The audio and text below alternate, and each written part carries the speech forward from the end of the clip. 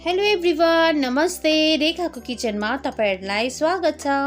आज चाहिँ म तपाईहरुसँग बेसनको लड्डुको रेसिपी शेयर गर्न गइरहेको छु। मैले चाहिँ आज पर्फेक्ट मेजरमेन्टमा लड्डु कसरी बनाउने, कति टाइमसम्म पकाउनु पर्छ, कति टाइममा चिनी हाल्नु पर्छ, त्यो सबै पर्फेक्ट मेजरमेन्ट दिएको छु। भिडियोलाई अन्तिमसम्म हेर्नुस् होला।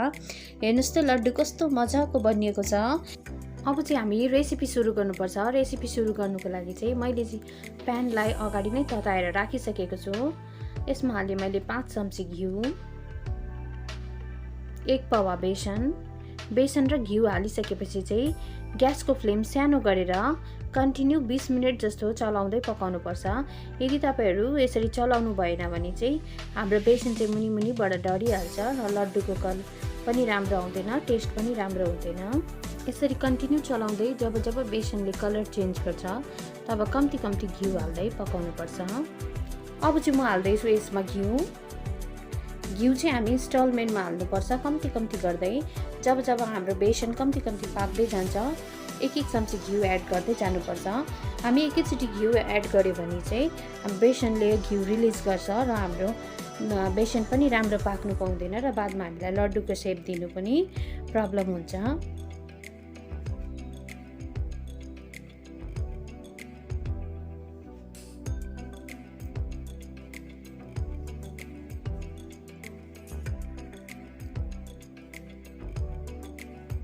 बेसनलाई पकाउँदाखेरि चाहिँ यसरी लम्प्स फुटाउँदै पकाउनु पर्छ। बेसनमा चाहिँ कुनै पनि यस्तो दानाहरू बस्नु हुँदैन।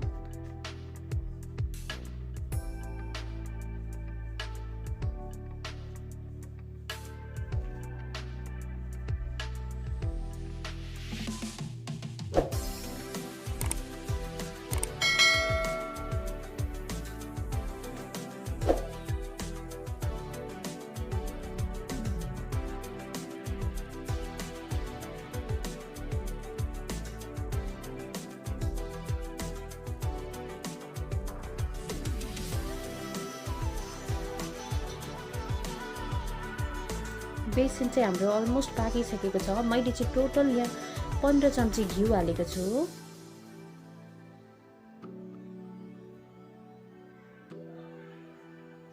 हाम्रो चाहिँ बेसन पाकेर रेडी भइसकेको छ। अब चाहिँ हामी एउटा कुनै पनि बोल या थालमा ट्रान्सफर गर्नुपर्छ। तपाईहरुलाई जेमा सजिलो लाग्छ त्यसमा गर्न सक्नुहुन्छ। मैले चाहिँ एउटा थालमा गरेको छु। बेसनलाई चाहिँ निकाल्ने बित्तिकै हात नलाउनुस् होला, अहिले एकदमै तातो छ, तपाईहरुको हातहरु जल्न सक्छ। यसलाई कमसेकम 5-6 मिनेटको लागि रेस्ट गर्न छोड्दिनु पर्छ। जबसम्म तपाईहरुको हातले सहन सक्ने हुँदैन तबसम्म यो स्टेप चाहिँ याद गर्नुस् होला। बेसन चाहिँ हाम्रो बेसी तातो पनि हुनु हुँदैन, बेसी चिसो पनि हुनु हुँदैन। बेसी तातोमा तपाईले चिनी एड गर्नुभयो भने चिनी सबै मेल्ट हुन्छ र चिसो भएर चिनी एड गर्नुभयो भने हाम्रो चिनी पनि बेसनमा राम्रो मिक्स हुनु पाउँदैन। अब चाहिँ हामी यसमा हाल्नुपर्छ चिनी। मैले चाहिँ चिनीलाई पिसेर हालेको छु। चिनीलाई चाहिँ पिस्दाखेरि बेसी मिन पिस्नु हुँदैन, हल्का खस्रो छोड्नुपर्छ। यदि तपाईहरुलाई बजार जस्तो पर्फेक्ट लड्डु खानु छ भने चाहिँ यो स्टेपहरु ध्यानमा राख्नुस् होला। हामीले सबै चिनी बेसनमा मिक्स भइसकेको छ। अब चाहिँ हामी लड्डु बनाउनु पर्छ। लड्डु बनाउनु चाहिँ एकदमै सजिलो छ। तपाईहरुलाई कतिको साइजको लड्डु बनाउनु छ त्यही हिसाबले बेसन उठाउनुस् अनि हातले यसरी प्रेस गर्दै सजिलैसँगले हामी लड्डु बनाउन सक्छ। हेर्नुस् त, यदि तपाईहरुलाई लड्डु बनाउनु प्रब्लम भयो भने यसरी लड्डुको शेप बनिएन भने ज्यादा गिलो भयो भने एकछिन फ्रिजमा राखिदिनुस्, या यसरी टाइट भएर लड्डु बनिएन भने तपाईहरु कम्ती घिउ हालेर फेरि लड्डुको शेप दिन सक्नुहुन्छ। हेर्नुस् त, हाम्रो चाहिँ लड्डु पर्फेक्ट बनिएको छ, कुनै पनि क्र्याकहरु छैन, केही छैन। हाम्रो चाहिँ सबै बेसनको लड्डु बनिएर रेडी भइसकेको छ। हेर्नुस् त कस्तो मजाले पर्फेक्ट बनेको छ। अब चाहिँ हामी यसलाई प्लेटिङ गर्नुपर्छ। तपाईहरु पनि यस्तै लड्डु बनाएर आफ्नो फ्यामिलीहरुसँग इन्जोय गर्न सक्नुहुन्छ। तपाईहरुलाई यो बेसनको लड्डुको रेसिपी कस्तो लाग्यो प्लिज कमेन्ट गर्नुस् होला। यदि राम्रो लाग्यो भने फ्रेन्ड्स अनि फ्यामिलीहरूसँग सेयर गर्नु नबिर्सिनुहोस् होला। रेखाको किचनमा नयाँ हुनुहुन्छ भने प्लिज मेरो च्यानललाई सब्सक्राइब गर्नु नबिर्सिनुहोस् होला।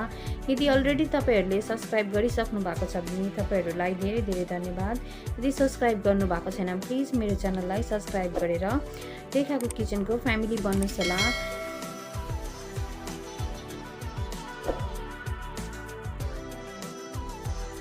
हाम्रो चाहिँ लड्डु पर्फेक्ट बनेको छ। मैले चाहिँ यहाँ आलमन्डले टपिङ गरेको छु। यदि तपाईहरुकोमा छैन भने आलमन्ड बिना पनि बनाउन सक्नुहुन्छ। म चाहिँ तपाईहरुलाई एउटा तोडेर देखाउँदैछु लड्डु कतिको बन्यो भनेर। हेर्नुस् त, लड्डु चाहिँ हाम्रो पर्फेक्ट बनिएको छ। मैले चाहिँ यसलाई बनाउने बित्तिकै तपाईहरुलाई तोडेर देखाएको।